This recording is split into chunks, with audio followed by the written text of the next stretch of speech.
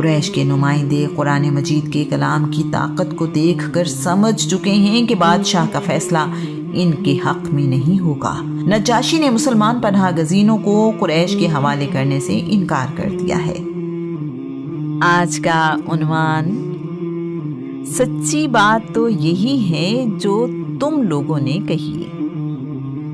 قریش مکہ نے نہایت ذہین اور سمجھدار لوگوں کو حبشہ بھیجا ہے۔ عبداللہ بن ابی ربیعہ اور عمرو بن عاص اگلے دن بادشاہ کے دربار میں دوبارہ موجود ہیں۔ انہوں نے رات کو ایک نیا منصوبہ بنایا ہے جس پر عمل کرنے کے لیے وہ بادشاہ کے دربار میں آئے ہیں۔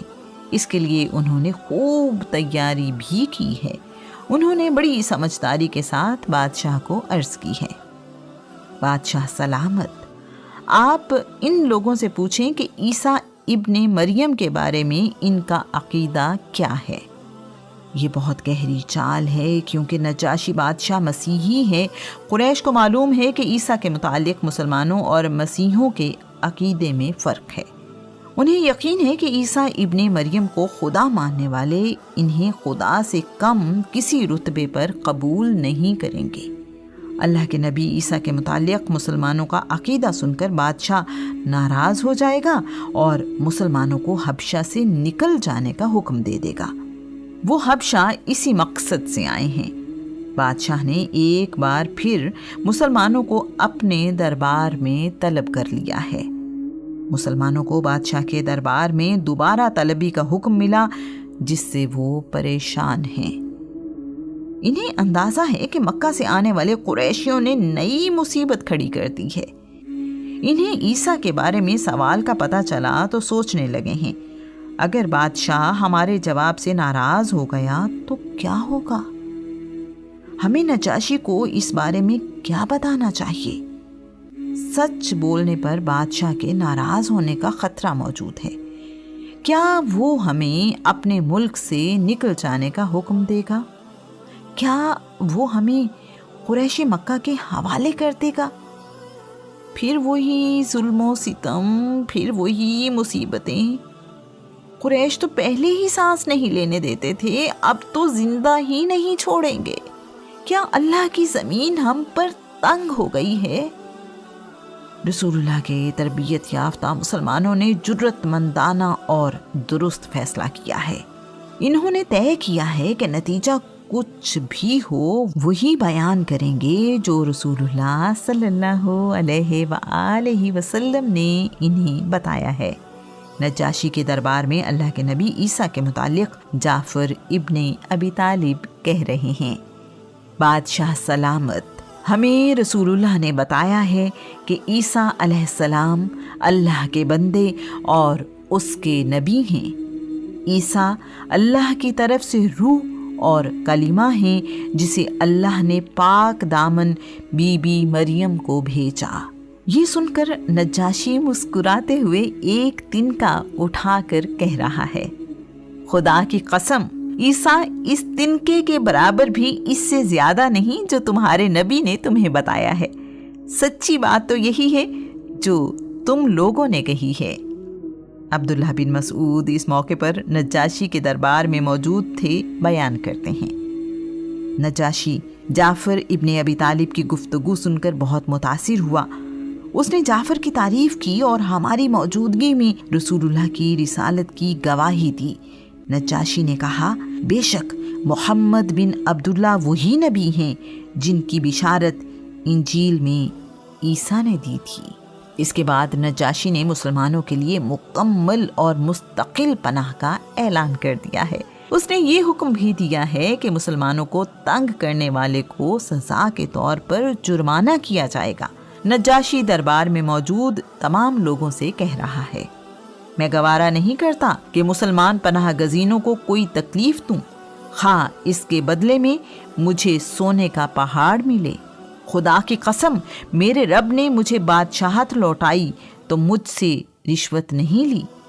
میں بھی نہیں چاہتا کہ اللہ کی راہ میں کسی کام کے لیے رشوت لوں۔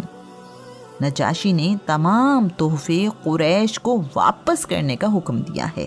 قریش کو یہاں مایوسی کے سوا کچھ حاصل نہیں ہوا۔ ان کی ساری تدبیریں ناکام ہوئی ہیں۔ عبداللہ اور عمر مکہ واپس لوٹ گئے ہیں۔ اب مسلمانوں نے سکھ کا سانس لیا اور حبشہ میں مذہبی آزادی کے ساتھ سکون کی زندگی گزار رہے ہیں۔ انہیں وہ مقصد حاصل ہو گیا ہے جس کے لیے انہوں نے ہجرت کی۔ ابو موسیٰ اشعری یمن کے رہنے والے ہیں۔ رسول اللہ سے ملنے کے لیے اپنے قبیلے کے لوگوں کو ساتھ لے کر مکہ کے لیے نکلے ہیں۔ سمندری طوفان کی وجہ سے کشتی بھٹک کر حبشہ پہنچ گئی، جہاں ان کی ملاقات جعفر ابن ابی طالب سے ہوئی ہے۔ جعفر نے انہیں بتایا کہ وہ رسول اللہ کے حکم پر حبشہ آئے ہیں اور مشورہ دیا کہ ابو موسیٰ اشعری کو بھی حبشہ ہی میں رہنا چاہیے۔ ابو موسیٰ اشعری اور ان کے 50 ساتھی بھی اب حبشہ میں رہنے لگے ہیں۔ ان کے آنے کے بعد مسلمان پناہ گزینوں کی تعداد 133 ہو گئی ہے۔ ابو موسیٰ اشعری کا پورا نام ابو موسیٰ عبداللہ بن قیس اشعری ہے۔ قرآن پاک میں ارشاد ہوتا ہے، اور جو شخص اللہ کے راستے میں ہجرت کرے گا وہ زمین میں اپنے لیے بہت ہی کشادہ جگہ پائے گا۔ جو شخص اپنے گھر سے اللہ اور اس کے رسول کی طرف مہاجر بن کر نکلے، پھر اسے راستے ہی میں موت آ جائے تو اس کا اجر و ثواب اللہ کے ہاں ثابت ہو جائے گا، ضائع نہیں ہوگا۔ اللہ بہت ہی بخشنے والا، بڑا ہی مہربان ہے۔ دوسری بار ہجرت کرنے والوں میں رملہ بنت صخر یعنی ابو سفیان اور ان کے شوہر عبید اللہ بن جحش شامل ہیں۔ ابو سفیان کی بیٹی رملہ اسلام کے ابتدائی دنوں میں ہی ایمان لے آئی تھیں۔ مکہ کے بڑے سردار کی بیٹی کا رسول اللہ پر ایمان لے آنا قریش کو کسی طور قبول نہیں۔ یہ ان کے لیے بڑی رسوائی ہے۔ باپ اللہ کے نبی کی جان کا دشمن اور بیٹی اللہ کے دین پر قربان۔ انہوں نے رملہ کو بہت تکلیفیں دیں۔ قریش مکہ کی سختیاں اور تکلیفیں رملہ کو دین اسلام پر قائم رہنے سے روک نہ سکیں۔ حبشہ میں ان پر ایک نئی مصیبت ٹوٹ پڑی ہے۔ عبید اللہ بن جحش نے کئی سال حبشہ میں رہنے کے بعد اسلام سے مرتد ہو کر عیسائیت قبول کر لی ہے۔ رملہ بیان کرتی ہیں، میں نے خواب میں اپنے شوہر عبید اللہ کو نہایت بھدی اور بری صورت میں دیکھا۔ میں گھبرا گئی۔ صبح اٹھی تو عبید اللہ نے مجھ سے کہا، میں نے دین کے معاملے میں غور کیا ہے اور میں نے عیسائیت سے بہتر کوئی دین نہیں دیکھا۔ میں نے پہلے عیسائیت قبول کی تھی، پھر میں محمد پر ایمان لے آیا، اب میں پھر عیسائی ہو گیا ہوں۔ عبید اللہ بن جحش نے کئی سال حبشہ میں رہنے کے بعد مرتد ہو کر عیسائیت قبول کر لی ہے۔ عبید اللہ نے مسیحیت قبول کرنے کے بعد رملہ بنت ابو سفیان کو اپنے ساتھ رکھنے کی بہت کوشش کی ہے۔ رملہ کی استقامت اور ثابت قدمی مثالی ہے۔ انہوں نے عبید اللہ بن جحش سے علیحدگی اختیار کر لی ہے۔ پہلے مکہ میں ظلم و ستم سہتی رہیں اور اب غیر ملک میں شوہر دین چھوڑ گیا ہے، ظاہری اسباب میں بے سہارا ہو گئی ہیں۔ کس قدر بے بسی کا عالم ہے۔ بیٹھ جاتا ہوں جہاں چھاؤں گھنی ہوتی ہے، ہائے کیا چیز غریب الوطنی ہوتی ہے۔ ان حالات میں رملہ نے وہی فیصلہ کیا ہے جو حق پر رہنے والے کیا کرتے ہیں۔ حوصلہ اور عظمت رملہ کے نصیب میں لکھی ہے۔ انہیں یہ علم کہاں کہ دیار غیر میں پریشانی پر صبر اور اپنے رب پر یقین کا بدلہ اللہ کریم کیسے دے گا۔